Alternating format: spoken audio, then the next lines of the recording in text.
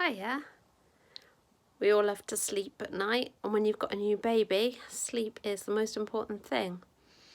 So these are a few of my top tips about helping your baby to get to sleep and stay asleep. A baby's natural sleep cycle is about 45 minutes.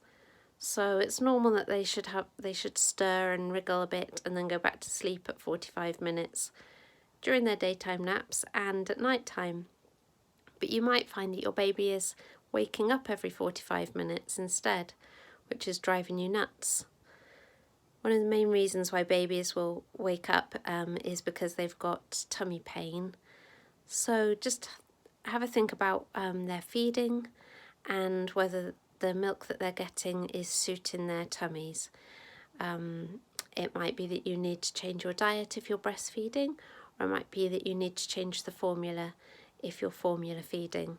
Both of those things can have a big impact on sleep, and it's really important to get them right, and then both things will happen together.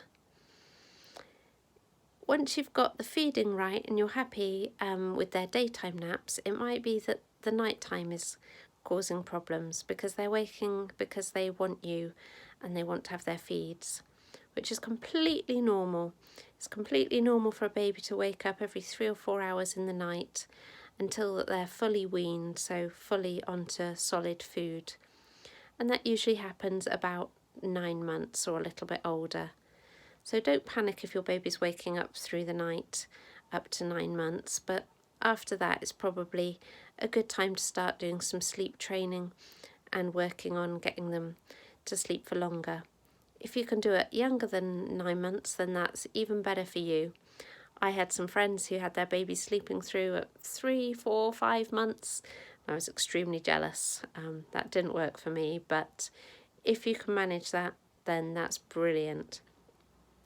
Some ways to help you to get your baby sleeping through the night, even from a very young age, are if you're breastfeeding, you might want the last feed at night to be done by your partner or somebody else who's free to give your baby a feed at that time, maybe at 10 o'clock, so that they don't associate going off to sleep with having breast milk from mummy and needing you.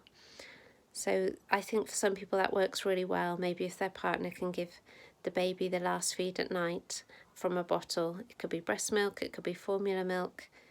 Some people also find that formula milk fills the baby up better, and so they try and do a formula milk feed the last thing at night so that the baby sleeps for a little bit longer than they would on breast milk. I think that's a really good idea if you can do that, because then that means you can get some better sleep, get yourself to bed and then have a few hours sleep before baby wakes up again.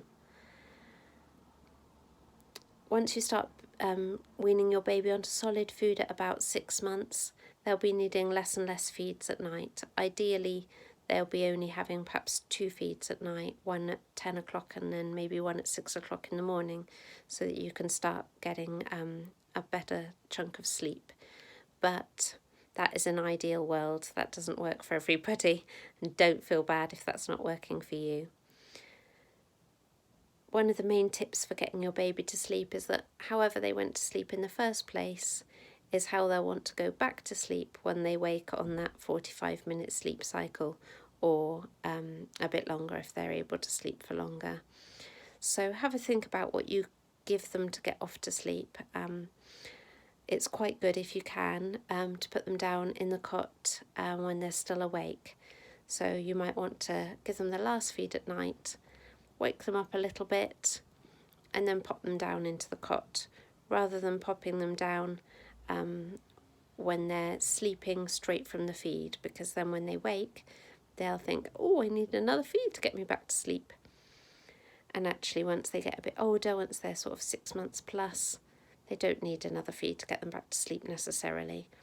So have a think about how they get off to sleep, and if it's with a dummy, then it's quite likely that they'll want the dummy back in their mouth again when they wake on that 45 minutes, and you get yourself into a bit of a cycle that's not very easy to manage.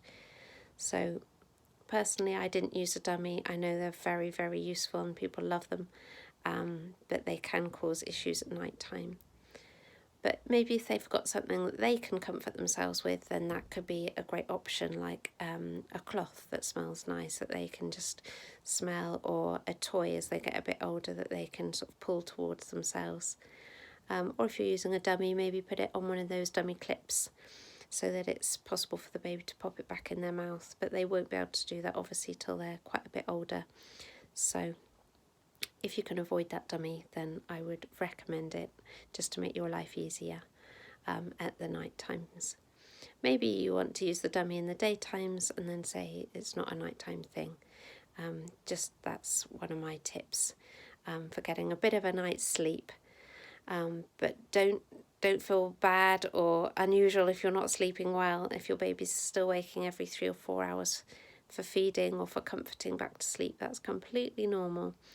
And beyond 9 months, that might become too much of a burden on you, and that might be time to leave them to cry for a few minutes before going in to comfort them, to train them to get themselves back to sleep. But up until 9 months, it's really all about how they get to sleep in the first place. So I would recommend them not being fed to sleep, but if you need to feed them, then wake them up, then pop them down into their beds. They'll be tired and they'll be ready for sleep after 10 o'clock, so don't worry that you're trying to get a baby to sleep who's not sleepy. It's perfectly normal for a baby to feel sleepy around 10 o'clock and start going into their cot and getting some sleep then. Okay, I hope that's helpful. Please ask any questions in the comments if you'd like.